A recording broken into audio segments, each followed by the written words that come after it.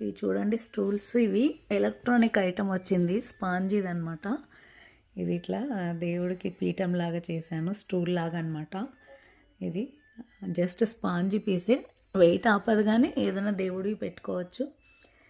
కిందది వచ్చేసి ట్రే లాగా చేసిందేమో ల్యాప్టాప్కి ఏదో ఐటమ్ వచ్చింది. ఇదేమో టిష్యూ రోలు, అది స్వీట్ బాక్స్, అదేమో నిన్న చూపించింది. ఇది యాక్చువల్లీ అది దీనికి అందంగా ఉంటుందని ఇలా పెట్టాను.